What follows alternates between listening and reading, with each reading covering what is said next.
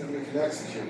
Well, that's what we've done. We've aligned ourselves up together for a partnership, and we're going to execute that by establishing whatever necessary agreements we need to get.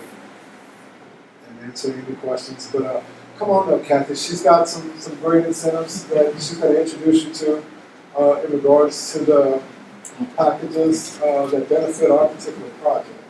And now, this is just one of the first meetings, but we'll definitely extend our meetings when it comes to the packages for homes and our designs for that and smart construction. But right now, she's going to explain to you our incentives and our packages. Thank you. Thank you so much for giving me this moment and kind of sharing some things. Okay, I could get up here and preach because I had to do that too. So now, we won't do that. You said this to talk about this.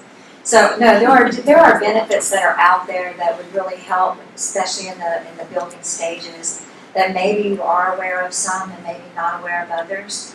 One of the areas that I'm kind of a cash flow specialist, past 17 years, that's what I've done, is worked with developers, architects, GCs, all of those people that are, putting together buildings. So there are benefits that are out there. Some that you may have heard of is things like cost segregation, where once you have this building into service, you can now accelerate depreciation on that building. If you're not familiar with that, we're an engineer group that I actually educate CPAs and do CPE training. So I work with them all over, and it's amazing that there are things that the government offers that people just aren't aware. So I'll do a little preaching. My people perish due to lack of knowledge. So you're going to know something today, that maybe you didn't know, and maybe that is going to be really helpful to you. One of the things is, through cost segregation, it's just a way of taking a building and instead of waiting 39 years to fully depreciate it, or 27 and a half if it's like multifamily or residential rental. It's just a way of taking a good 20-40% of that and bringing it to 5-year property. I like to say if you just take a building, dump it upside down, everything that falls out is FF&E, furniture, fixtures, equipment. CPA is already accelerating that 7 to 10 years or writing it off to 179. What we do is we look at what's attached to the walls, ceilings, and floors, and all of that now becomes 5-year property according to the IRS.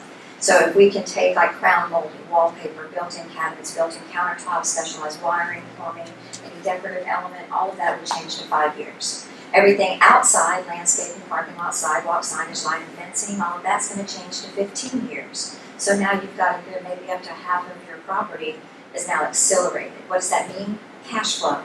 So if you have, I always tell people, if you don't want money, stay away from me because I'm dangerous. But but if you have, $1 million property, you're looking at $70,000 to $100,000 that you can take off your taxes.